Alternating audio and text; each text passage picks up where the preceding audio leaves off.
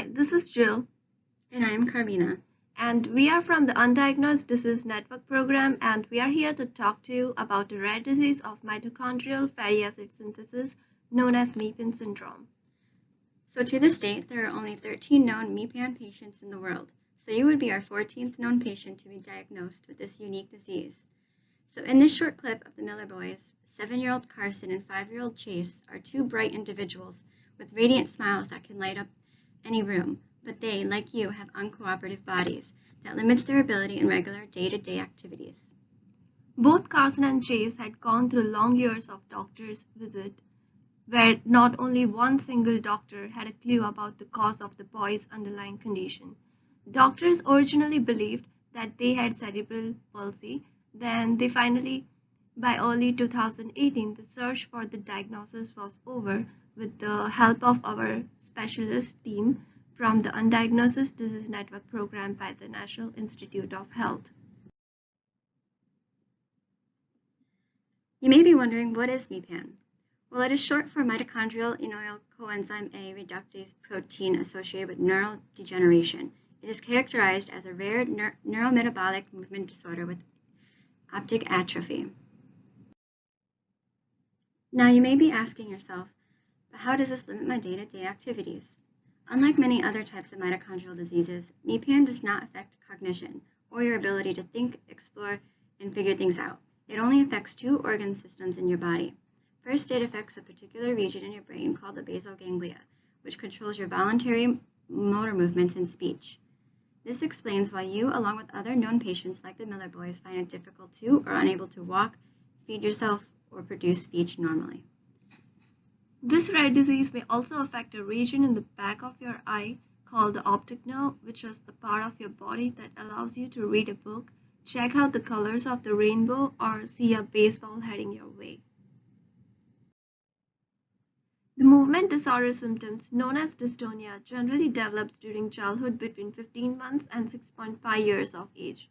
This includes inability to walk due to involuntary muscle contractions and spasms, which often requires patients to use walker or wheelchair for ambulation. Also, vision loss typically begins in childhood, usually by the age of 10 years, and can lead to blindness into adulthood. However, as there are currently only 13 MEPAN patients, the full spectrum of symptoms and progression have not been defined yet. Now you may wonder, how did I get this disease? Well, the MECR gene that is altered in those with MEPAN is considered to be passed down or inherited in an autosomal recessive manner. This means that the gene is located on an autosomal chromosome and not sex chromosomes. Furthermore, for an individual expressing MEPAN disorder, both copies of the gene must be passed down by carriers of the gene which came from both your mother and your father. Therefore, it is recessive, since both copies are required to develop this disorder.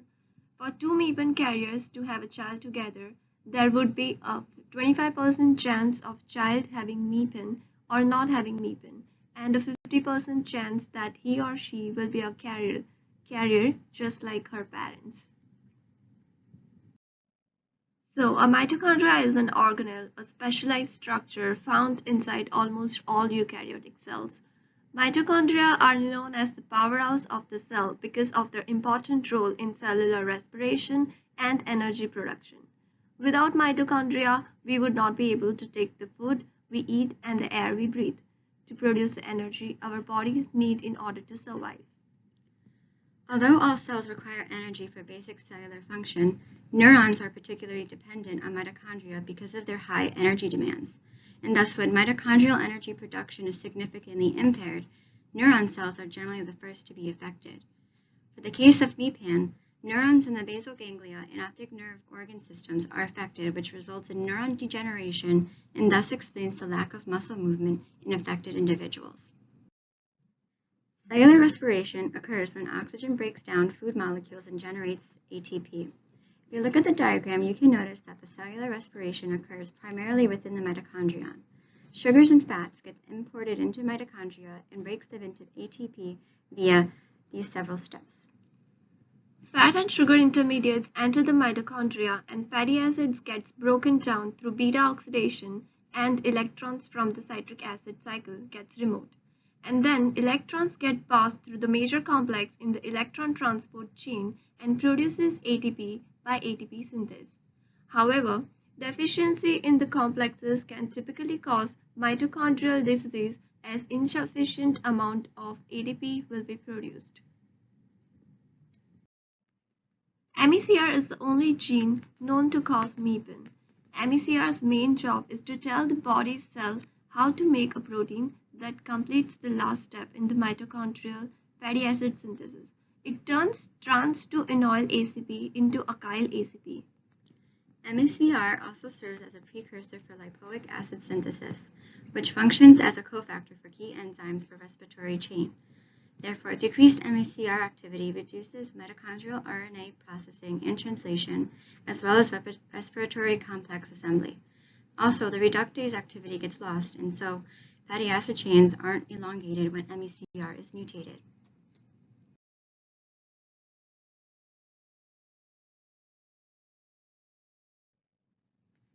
The diagnosis of MEPAN has been a long journey since it is a relatively new disease that was not well studied before. But with the help of whole genome sequencing, the mystery behind this rare and unique disease was solved, where the genetic variant in the MECR gene was found to be the likely cause of the condition.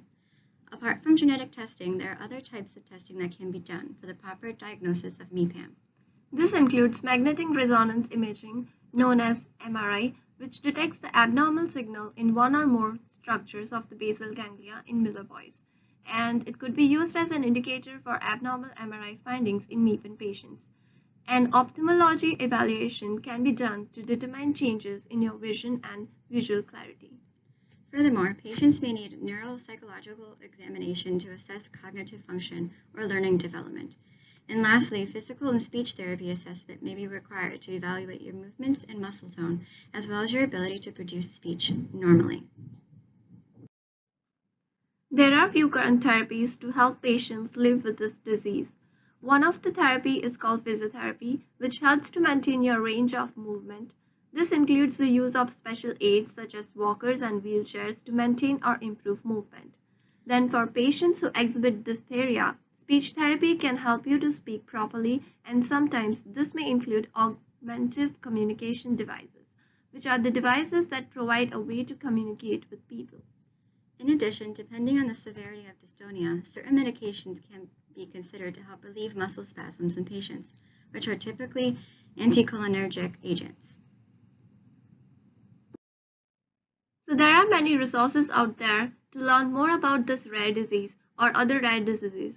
We especially encourage patients or families of patients with MEPAN to utilize the Undiagnosed Disease Network website.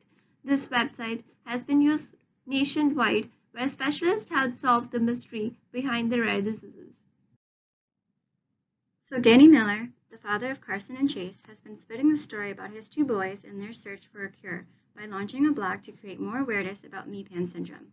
He hopes to educate others who may be experiencing the same thing, as well as raise funds to jumpstart MEPAN research and develop innovative treatments that will not only help you and the Miller boys, but the other 12 MEPAN patients around the world. So please check out the links to these resources provided at the end of the video and become a part of the community.